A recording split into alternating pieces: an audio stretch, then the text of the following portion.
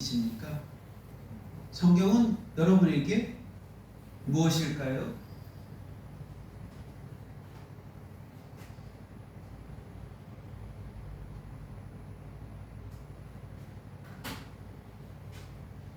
성경은 그냥 하나님의 말씀만이 성경인가요?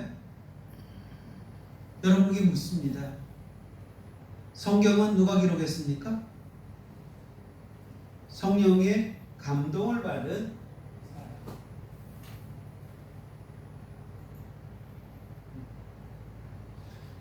감동을 받은 그죠? 하나님의 사람이 기록했죠.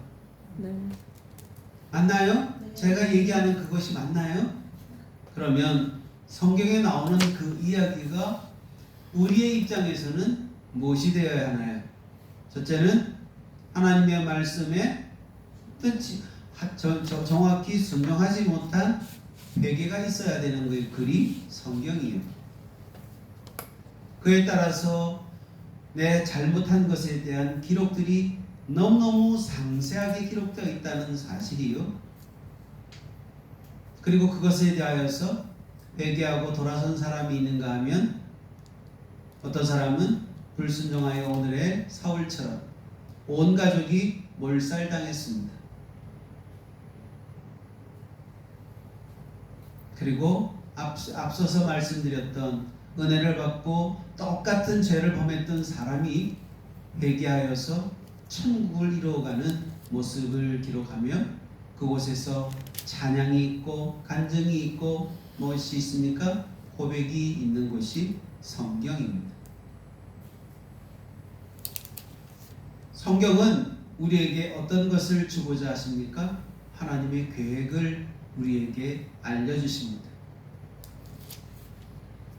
지난번에 말씀을 드렸던 몇 주 전에 얘기했던 사울 사무엘 상에서 이야기했던 그 이야기 속에 사울 왕과 오늘 역대상에서 이야기하고 있는 말씀을 차이가 굉장히 큽니다. 여러 측면을 한번 보겠습니다. 역대상 1장부터 9장까지는 무슨 이야기예요? 족보 얘기가 그냥 쭉 나와요. 여러분 그 성경을 이 앞에 있는 족보를 보면서 어떤 느낌을 받으셨나요? 총괄적인 이야기를 한번 해보려고 하는 거예요. 나도 그 이름이 그 안에 들었으면 좋겠다 하는 그런 생각은 언제나 해보셨어요? 하나님의 나라의 백성으로 이름이 그곳에 기록되어 있는 것이 얼마나 감사하고 떳떳하고 좋은 일인지 생각해 보셨나요? 오늘은 그 이후 10장에서는 이제 역사의 이면에 들어와서 그 전에 이런 사람이 이제 내 족보 안에 하나님의 나라의 백성으로 가족으로 쫙 족보가 등장하고 그것이 우리에게 얼마나 기쁜 일인가를 드러냈지만 둘 중에 하나인 거예요. 여러분이 사울일까요? 다윗일까요? 여러분은 다윗이 만난 하나님을 만나셨나요? 사울이 만난 하나님을 만나셨나요? 이 문제에 대하여서 함께 나누려고 하는 것입니다. 오늘 제목이 뭐라고 되어 있습니까? 하나님께 묻지 않은 사람의 종말입니다. 사울 왕에 대한 이야기를 여러분이 다 알고 있습니다. 그가 어떤 일을 벌였고 어떻게 했는가에 대하여서 잘 알고 있습니다. 멋진 사람이었어요. 세상적으로 말하면 핸섬하고 가진 것 많고 키도 얼마나 큰지 사람들이 우러러볼 만큼 좋은 사람이었어요. 그래서 사람들이 다 박수를 쳤어요. 그런데 다윗은 어땠습니까? 다윗은 왕으로 세워질 만한 그런 존재가 아니에요. 목동이었단 말이에요. 시골에서 어느 한적한 곳에 양이나 키우는 그 목동이었단 말이에요. 그것도 자기 형제들 간에도 말째 아들이라 그를 인정하지 않는 그런 다윗이었지만 그곳에서 자기의 소임을 감당하며 잘 살던 그가 어느 날 갑자기 골리앗이라고 하는 그 거대한 사람들의 그 두려움을 몰아내는 장본인이 바로 다윗이었다는 거죠.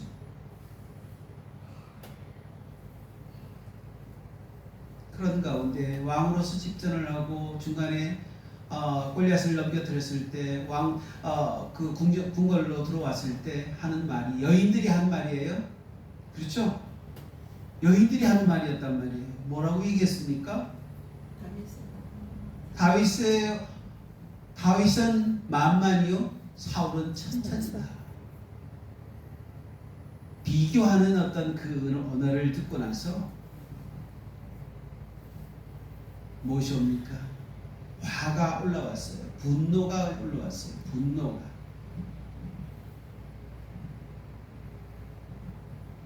그러니 분노가 일어나니까 누가 좋아합니까? 사단이 좋아하죠. 사단이 옳거니 너 분노했지.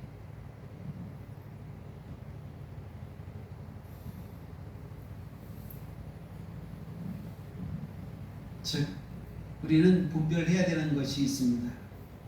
육체적인 사람 사울과 그의 끝 영적인 사람의 시작을 가르는 분수령이 오늘 역대상 10장이라고 하는 거예요. 결론을 얘기해 봅시다. 사울이 죽은 이유가 뭐라고 되어 있습니까? 13절과 14절을 보게요. 사울이 죽은 것은 여호와께 범죄하였기 때문이라. 그가 여호와의 말씀을 지키지 아니하고 또 신접한 자에게 가르치기를 청하고 여호와께 묻지 아니하므로 여호와께서 그를 죽이시고 그 나라를 이새의 아들 다윗에게 넘겨주셨더라. 아멘? 신박하지 않아요? 사울이 왕이 되었는데 사울이 그 왕으로서의 어떤 그 권세가 있었음에도 불구하고 그 권세를 누구에게? 그 꼬맹이한테 넘겨주었다는 것. 뭐 때문에요? 뭐 때문에? 여호와께 범죄했다는데 그 범죄가 뭘까요? 배신하는 거예요. 여러분 은혜를 배신하면 안 됩니다. 하나님이 우리를 살려주셨다고 하는 그 은혜에 대해서 배신하시면 안 됩니다. 그 배신은요 배교이기도 하고 또 우상 숭배가 되어지는 그 여기까지 이르게 되고 불성실해집니다. 예배에 소홀하게 됩니다. 그러면 우리의 귀는, 우리의 눈은, 우리의 머리는 머리에서 사단이 이야기합니다. 그래 잘해 속에서 막 이야기하면 그 소리 듣지 제가 말하는 그 설교의 내용에 집중하지 않고 그러다 보니 눈은 자꾸 눈동자가 돌아갑니다. 얘기 바로 해야죠. 눈이 초롱초롱하지 못해서 잠이 오게 만듭니다. 어디에 초점을 둘지 몰라가지고 휘둥휘둥 그냥 막 초점을 잃어버린 그런 양처럼 그렇게 해요. 귀는 막혀가지고 하나님 말씀을 들을 귀가 아니야. 그런 사람을 하나님이 보고 계실 때 어떤 마음일까요? 찬양을 하라고 해도 찬양을 하지 않아. 그 찬양은 무슨 소리일까요? 하나님을 만난 자가 하는 게 찬양이에요. 하나님을 만나지 못한 자는 찬양을 할 수가 없어. 왜? 생명의 하나님이 나에게 오셨고 나를 살리셨다고 하는 그 고백이 바로 찬양인데 찬양을 힘차게 한다고요? 거짓말하지 말라고요.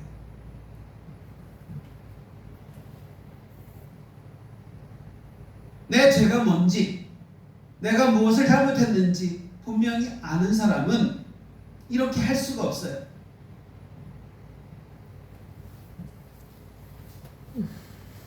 결론은 단순합니다. 이 10장이 여호와께서 배교자 사울을 처벌하시고 사울 왕조를 세우는 겁니다. 결론은 그래요.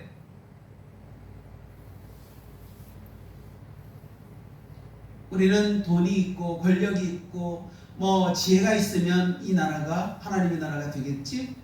아니에요. 우리는 똑똑한 사람을 하나님 쓰시는 게 아니라 하나님이 사랑하는 자를 쓰십니다. 하나님을 사랑하는 만큼 우리의 영혼에 우리의 눈이 우리의 얼굴이 변합니다. 저는 끝까지 지켜보는 게 하나 있습니다. 사랑 부부간에도 사랑하는 사람의 얼굴을 보면 사랑하는 사람은 그 얼굴이 달라요. 모습이 달라요. 언어가 달라요. 그렇지 않아요? 하물며 하나님을 사랑하는 자, 하나님을 사랑하는 자는 그 새벽에 하나님 앞에 기도할 때에 하나님 만나지 못한 그 괴로움이 있는데 만났을 때에 그 속에서 일어나는 그 희열과 환혈은 우리는 감당할 수 없어요. 얼굴이 왜 이렇게 예뻐요? 얼굴이 왜 화장도 안 했, 본인은 화장도 안 했는데 예쁘다는 소리를 들으니까 무슨 화장품을 발라요?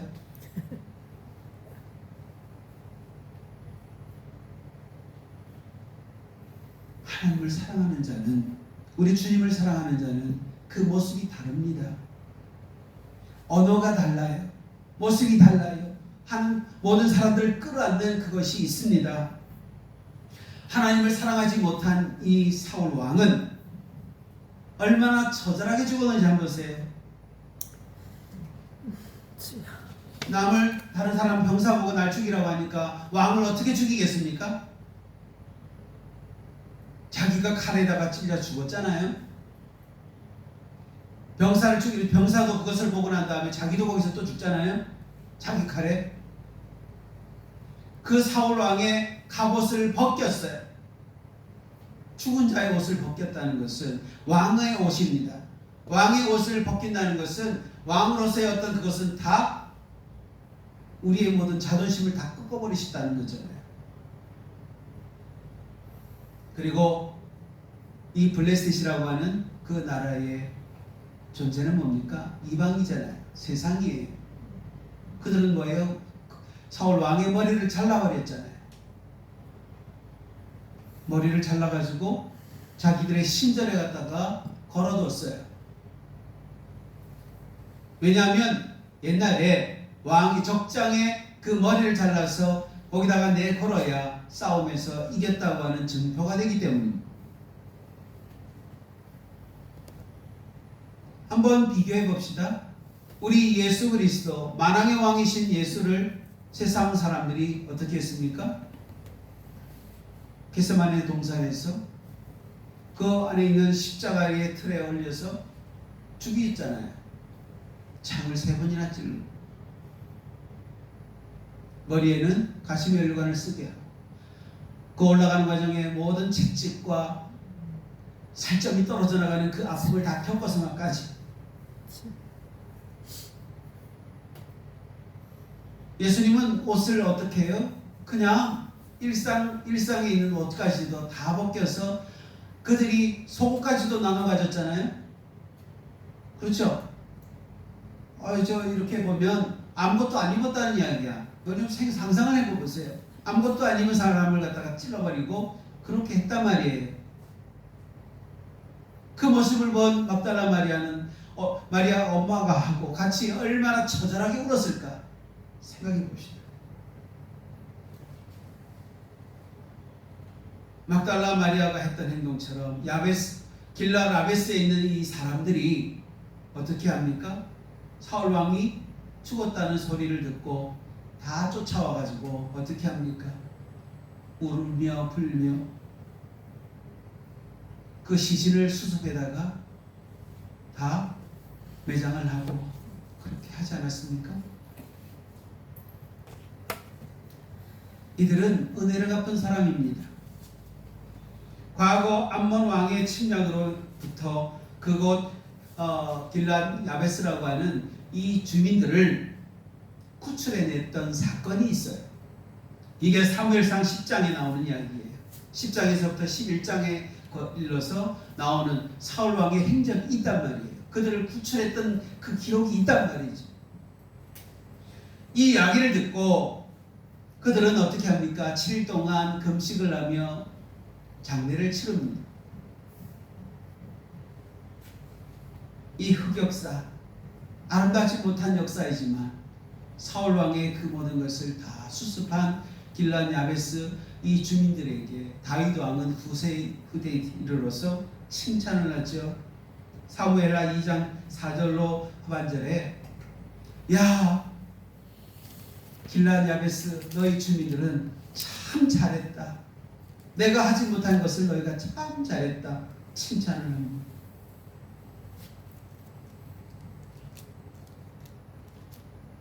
블레셋 사람들은 어떻게 했습니까?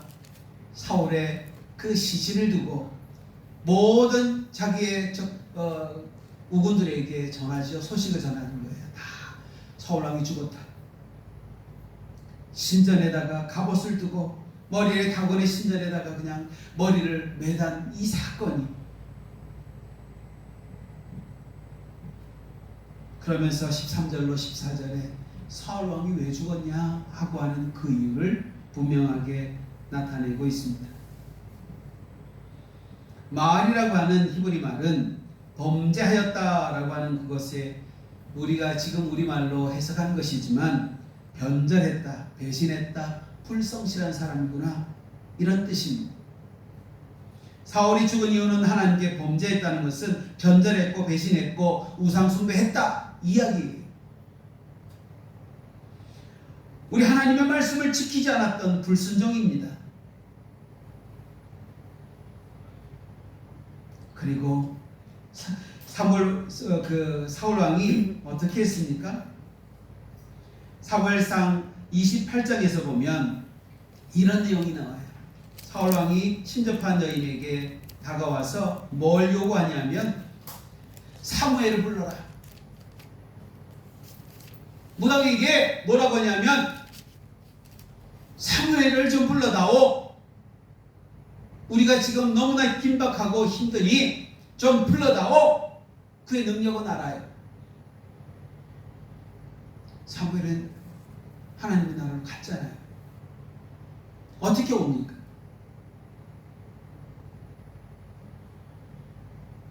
지금 오늘날 우리 세대는 장로나 평신도들이든 아니면 목사든 아니면 이런 일반 사람들이 어떻게 합니까? 정초가 되면 뭐 하죠? 올 한 해는 어떻게 살 것인지, 어떻게 잘 될 것인지 거기에 모든 초점을 두고 있습니다. 이것은 우상숭배입니다. 결론은 그렇습니다. 우리가 우상숭배하는 내용이 바로 하나님께 묻지 않은 그 일, 신접한 사람에게 가서 물었다는 거죠. 하나님이 우리의 생명을 인정하고 우리를 이렇게 이끌어 가시는 그 모습을 외면했다는 것이죠.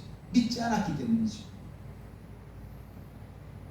하나님께 묻지 않았다는 그 큰 내용을 여러분이 아셔야 됩니다. 기도의 부재, 주님과 함께하는 기도, 주님의 이름으로 한 기도를 하지 않았다는 거예요. 사울 왕이 기도하지 않았겠습니까? 더 처절하게 했죠. 누구까지 찾아가서? 무당에까지 찾아가서 이 사태를 다 벗어나기 위해서, 그리고 얼마나 마음으로 괴로워하며 기도를 했었겠어요? 그러나 주님을 찾지 않았다는 겁니다. 주님의 이름으로 기도하지 않았다는 것은 주님을 사모하지 않았다는 것입니다. 자기가 범죄한 이후에 누구로부터? 사단으로부터 자기가 종이 되었다는 사실이기 때문에 늘 불안하고 초조하고 근심하고 그런 삶을 살 수밖에 없던 사울 왕이 이 마지막까지도 이랬다는 것을 결론적으로 말을 하고 있습니다. 이 모든 내용을 우리가 한번 되짚어 보겠습니다. 그래서 말씀과 오늘 이 제목과 함께 하나님께 묻지 않은 자의 종말, 어떤 종말인가? 그렇지 않기 위해서는 첫째는 묻는 자가 되어야 됩니다. 묻는 자가 되어야 돼요. 사울의 결정적인 패인이 하나님께 묻지 않고 신접한 세상적인 방법을 찾았다는 이유입니다. 인생의 위기 앞에서 여러분은 누구에게 조언을 구하시나요? 주님의 은혜를 받은 자, 하나님의 그 생명을 받은 자에게 가서 물어야 되지. 그렇지 않아요? 세상 사람들이 무당에 가서 찾아가지고 나 어떻게 해야 돼? 하나님은 똑똑한 계산기보다 무릎 꿇고 하나님께 묻는 시간이 생명, 여러분의 생명을 살리는 길입니다. 아멘. 기도하면 하나님은 답을 주십니다. 두 번째로 말씀을 가볍게 여기지 맙시다. 하나님이 하신 그 말씀, 사울은 왕이었으나 하나님의 말씀을 자기 마음대로 해석하고 불순종했잖아요. 직분이 여러분의 신앙을 보장하지 않습니다. 오늘 내게 주신 작은 말씀 하나라도 철저히 지키려고 순종의 태도가 축복의 근거가 될 겁니다. 그 말씀 한 절이 오늘 제가 그랬잖아요. 서두에는 이 성경은 뭐라고요? 우리의 고백으로 우리의 믿음을 세워가는 성전이라고. 이 말씀의 믿음의 토대를 통하여서 우리 안에 성전이 세워집니다. 예수라고 하는 그 성전이 세워지는데 그분의 말씀이 여기 안에서 살아 역사하는 만큼 성전이 크게 될 거예요. 그래서 그 계시록에서 보면 거기에는 성전의 틀이 없어요. 거기에는 누구만 있어요? 어린 양만 있다고요. 어린 양. 어린 양과 우리의 생명 대신 성령의 생명이 거기 안에 있습니다. 그러니 오늘도 여러분에게 이 한 구절의 한 말씀을 여러분이 꼭 어떤 말씀이든 하루하루 삶에서 외우시고 묵상하시고 그랬으면 좋겠습니다. 세 번째로 실패를 통해서 하나님의 새 일을 기대하시기를 바랍니다. 사울의 시대가 끝난 것은 비극입니다. 그것이 있어야 뭐가 오는 거예요? 다윗의 세대가 올 수 있었다는 거예요. 하나라도 남았다면 모르겠지만 다 죽었어요. 누구만 남았어요? 한 사람, 장애인 하나만 남았잖아요. 그것은 하나님께서 이 가족의 멀살이 아니라 나중에 생명으로 그들을 이끌고 가시는 하나님의 또 다른 계획이 있었지만 오늘 여기에 나와 있던 이 사람들을 어떻게 합니까? 다 죽이셨잖아요. 내 삶의 어떤 부분이 무너지고 끝나고 있나요? 여러분, 건강으로요? 건강이 없다면 이제 하나님께 갈 수 있는 길이 더 빨라지는 것, 그렇게 생각하면 더 감사한 일이에요. 저는. 그렇지만 그것을 통하여서 하나님이 이 건강한 것도 건강으로 다시금 우리를 인도하신다면 그것은 더 하나님이 이 땅에서 남아서 주님의 일을 감당하라고 맡기신 일이 있다는 거라면 또 그것도 감사한 일이죠. 아멘. 하나님께서 더 나은 다윗의 나라, 하나님의 나라를 여러분의 손을 통하여서 이루신다면 좋겠습니다. 아멘. 우리가 사울 왕의 하나님을 믿으십니까?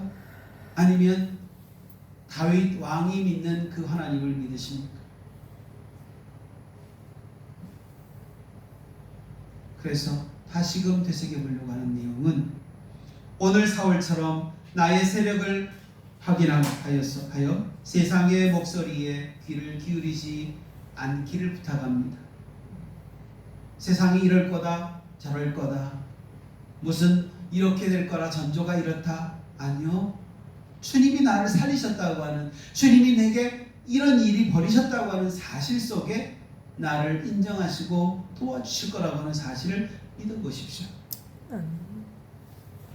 그 믿음만이 우리의 자존심을 세워주실 겁니다. 오직 주님께 묻고 의지하기를 부탁합니다. 오늘 여러분의 교만과 불순종을 십자가 앞에 내려놓을 수 있기를 바랍니다. 아니면 강제로 그렇게 하실 거예요. 주님께서 여러분의 무너뜨리신 왕국을 다시금 복구하실 거예요.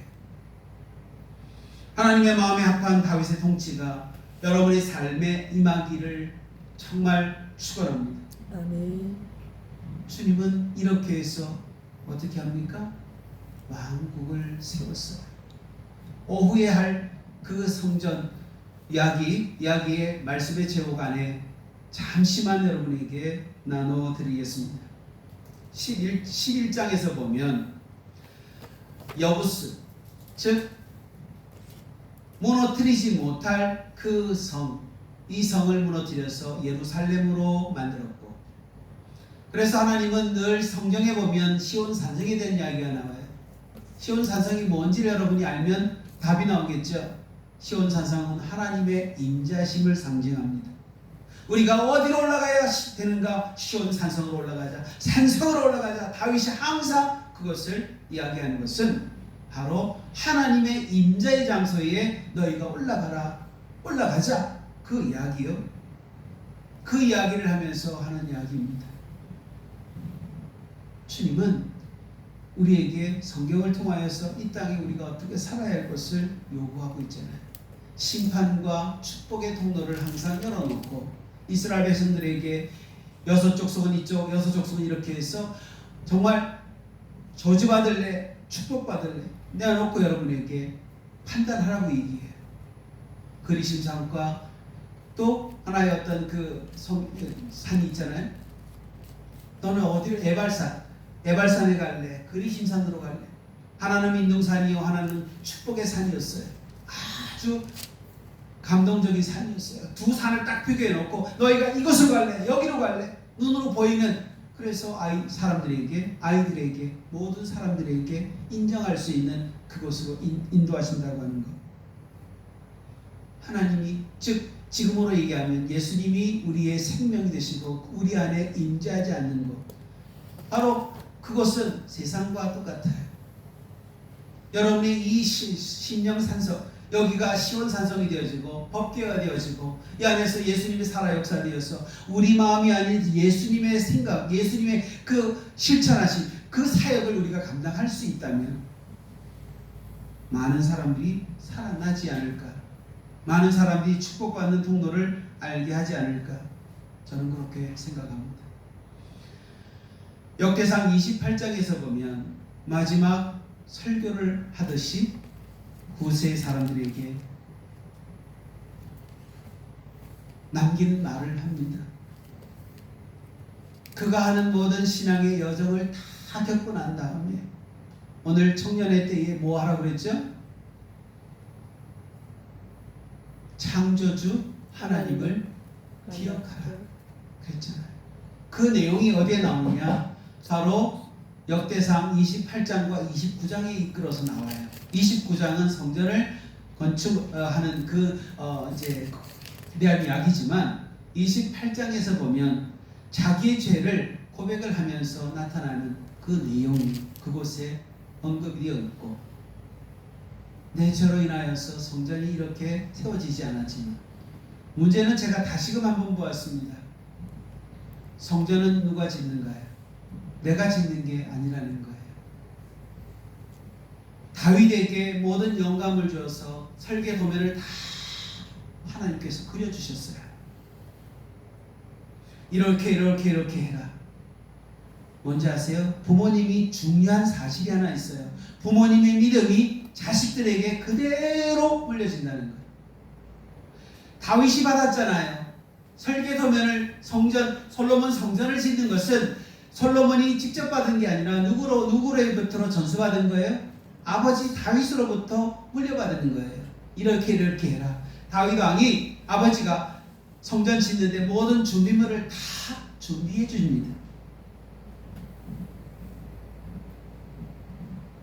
그러면서 고백하는 게 있어요. 야, 내가 이렇게 죄 많은 사람이지만 하나님이 나를 살리셨고, 하나님은 나의 산성이시고 나의 요새시며 나를 돌보시는 그 하나님이시기에 내가 그래도 잘 살았다. 나는 성전을 지을 수가 없다고 하나님이 말씀하셨기에 물었잖아요. 그죠? 물었더니 너는 피를 너무 많이 흘려서 너는 성전을 지을 수가 없다. 내가 누구를 남겨두었다고? 솔로몬, 그 아들을 따로 예비해서 그 아들을 통하여서 내가 성전을 짓는다. 하나님의 영광을 그를 통하여서 내가 영광 받으리라. 그러나 거기에서 중요한 이야기를 해요. 볼까요? 자, 오후에 할 이야기를 지금 나누려고 해요. 볼게요. 28장 19절부터 보겠습니다. 우리 한 가족이 오후에는 안 계시기 때문에 미리 이야기를 하려고 합니다. 19절에 다윗이 이르되 여호와의 손이 내게 임하여 이 모든 일의 설계를 그려 나에게 알려주셨느니라. 또 그의 아들 솔로몬에게 이르되 너는 강하고 담대하게 이 일을 행하라. 두려워하지 말라. 놀라지 말라. 내가 여호와의 성전 공사의 모든 일을 마치기까지 여호와 하나님 나의 하나님이 너와 함께 계시사 내게서 떠나지 아니하시고 너를 버리지 아니하시리라. 제사장과 레위 사람의 반이 있으리니 하나님의 성전의 모든 공사를 도울 것이요 또 모든 공사에 유능한 기술자가 기쁜 마음으로 너와 함께할 것이요 또 모든 지휘관과 백성이 온전히 내 명령 아래에 있으리라. 아멘. 아멘. 하나님은 낙타 위에, 즉 예수님이 탄생하셨을 때 동방박사가 몇 가지 질문을 갖고 오셨죠? 세 가지죠. 즉 낙타 영성이라고 해요. 이것을 강문호 목사님이 이야기를 해서 제가 제 것으로 만들었는데, 보세요. 누구와 함께 했나요? 주님과 함께 했어요. 하나님과 함께 하셨어요. 그랬더니 그의 생명을 살려주셨고, 그냥 살려준 게 아니에요. 영성만 준 게 아니에요. 그에게 뭘 주었어요? 몰약은 그 돈으로 이제 비싸게 이제 팔 수 있는 그것도 이기도 하고, 죽음을 준비하는 몰약이기도 했어요. 여러 측면이 있어요. 거기에는 황금도 있잖아요. 황금은 바로 그것을 받자마자 예수님이 어디 갔어요? 애국으로 갔잖아요. 왜냐하면 이제 로마의 왕제가 예수님이 탄생했다는 것에 대해서 1세 태어나서부터 2세까지 다 죽여버리잖아요, 남자아이들. 그랬더니 예수님이 어디로 도망갑니까? 애국으로 갔어요. 애국으로 갔다가 나중에 이제 호적하러 오면서 하나님 예수님의 사역이 시작을 했잖아요. 하나님은 여기에서 오늘 이 말씀과 적용을 해볼게요. 한번 보세요. 설계도면 하나님의 계획을 그에게 알려주었어요. 그렇죠? 오늘 19절부터 21절까지 보면 설계도면 어떻게 이루어질 것이라고 하는 계획도를 이미 알려주었습니다. 그리고 내가 너와 함께한다. 내가 너와 함께한다. 두려워하지 말라. 그렇죠? 놀라지 말라. 담대하게, 강하고 담대하게 이 일을 행하라. 그리고 난 다음에 누구를 붙여줬죠? 사람을 붙여주었습니다. 사람을 붙여주었잖아요. 제사장과 레위 사람의 반이 있고 하나님의 성전의 모든 공사에 도울 사람이 여기에 딱 들어왔고, 또 그 다음에 뭐가 들어왔습니까? 황금, 물질이 그에게 주어졌어요. 이렇게 삼박자가 맞아졌을 때 솔로몬의 성전이 이루어진 것처럼 우리는 이 땅에 우리가 사는 하나님의 사람으로 온전케 되어지는 것은 하나님의 이 삼박자의 그것이 우리에게 주어져야 한다. 바로 그것이 임마누엘의 하나님이다. 아멘. 그러면서 우리에게 뭘 주었습니까? 영접하는 자, 그의 이름을 믿는 자들에게는 하나님의 자녀가 되는 무슨 권세를 주었어요. 대단한 것까지 우리에게 주었어요. 능력까지 우리에게 허락해 주셨단 말이에요. 여러분 믿으십니까? 아멘. 믿으세요. 여러분 나쁘십니까? 그분에게 맡겨보세요. 그분은 나를 만드시고 전능하신, 우리를 창조하신 분입니다. 하나님은 이토록 우리가 믿는 만큼 더 큰 역사를 이루실 줄 믿습니다. 아멘. 주님과 동행하는 삶에 주님이 하셨다 하잖아요. 역대상 29장 쪽에 보면 모든 축복은 부와 귀와 모든 권세는 누구로부터 온다고요? 주님으로부터 온다고 그러잖아요. 우리 주님 사모가 아까 기도했죠. 이제 얼마 6월 3일이면 선거가 있습니다. 이 선거 앞서서 권세를 주는 건 누구예요? 우리 아멘. 하나님이에요.